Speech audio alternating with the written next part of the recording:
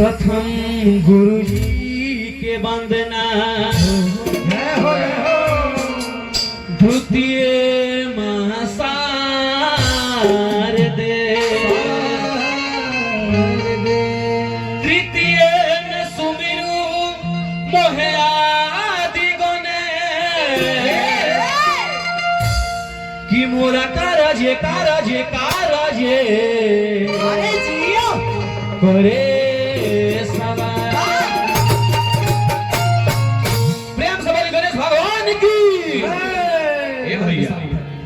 भक्ति अकेले कोई चीज ना हो। जय बोलो लोग रोए सबका फायदा हो। जय हो। का भाव लेके गए भैया? कैसे भाव?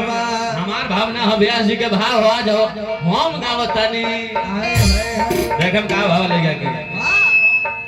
अरे मुस्तफा पहोई के सवार गोने सजी। अरे जिया हो। अरे मुस्तफा पहोई के सवार गोने सजी, सुमिरन में आए मुस्तफा पहोई के सवार गोने सजी, सुमिरन में आए मुस्तफा पहोई के सवार गोने सजी, सुमिरन में आए मुस्तफा पहोई के सवार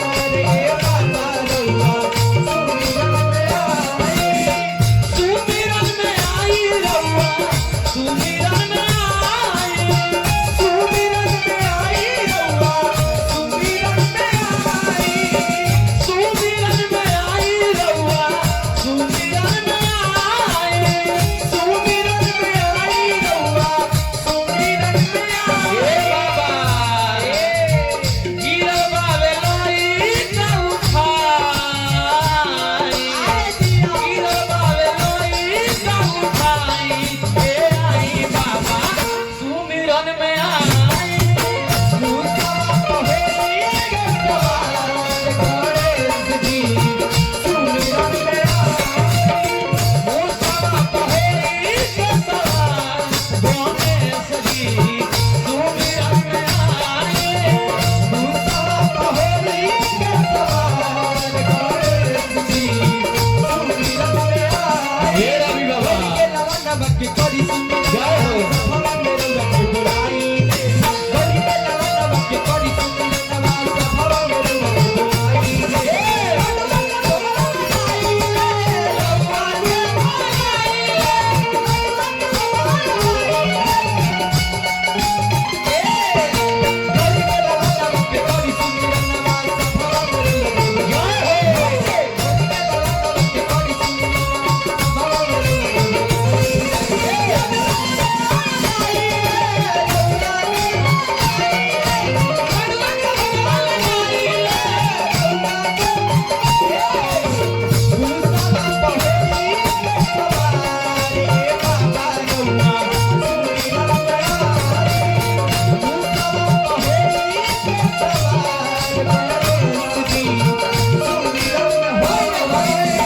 और भाव लगा के ए बाबा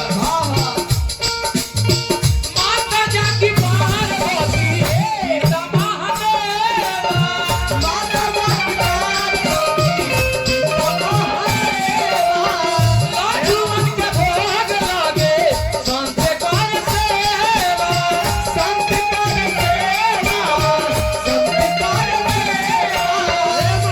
हाँ हाय देखी दिखाई पिंटू राय ग्राम द्रौपदी निवासी वहाँ के तरफ से हनुमान जी के दरबार में हरिदान महादान है। जय हो। जगकर्ता महोदय जगकर्ता महोदय ममता सिंह वहाँ के तरफ से भी हनुमान जी के दरबार में जय हो। जय श्री राम। जय श्री राम। हे रवि बाबा रवि बाबा देखिए जैसे खरमपुर जाए को होई तो 4-5 गो रास्ता बा, होंगे जाई के होंगे जाई। ई तो भाव व्यास जी के हो।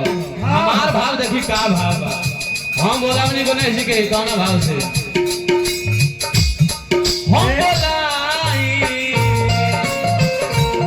हम बोलाई आई